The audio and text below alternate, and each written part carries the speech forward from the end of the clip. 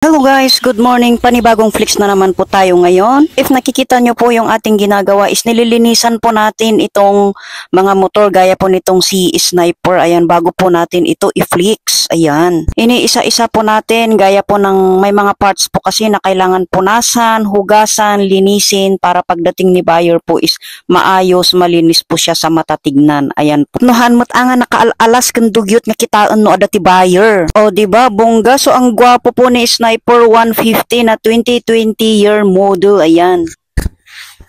Yan. Yung gulong. Ayan. So medyo may mga dents konti yung kanyang mga flarings.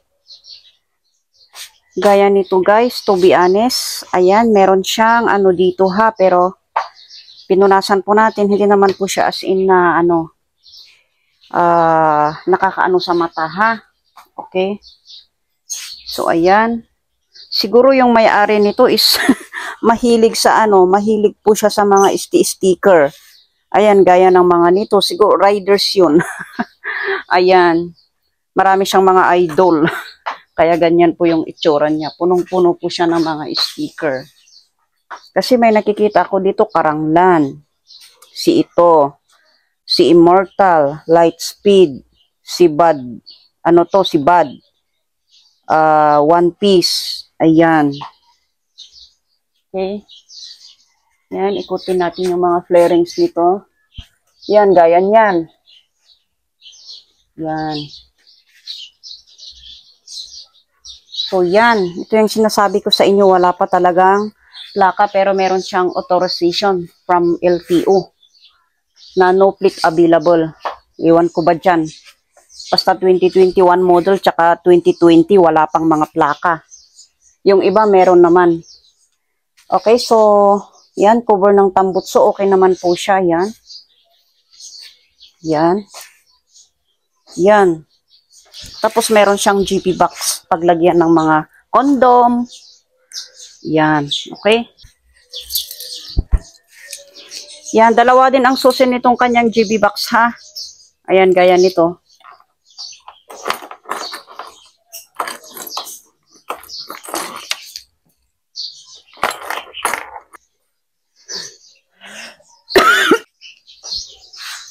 Okay, yan.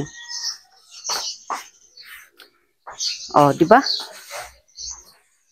Yung kanyang ilaw. Gwapo ni Sniper, oh.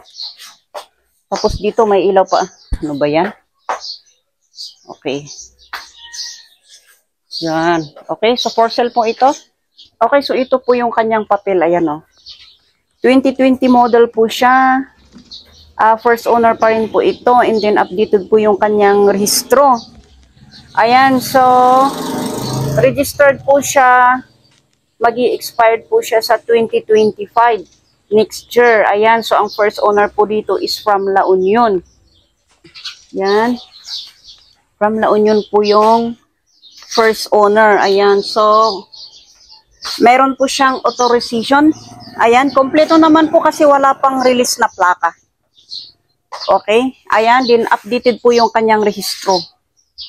Yan, so complete documents po yung hawak natin dito. Ang kagandahan nito guys, dalawa po yung susi niya. Ayan, pati dun sa JB box niya. Dito pa yung susi niya. Ayan, oh. Ayan. Sa may gusto dito guys, PM nyo po ako.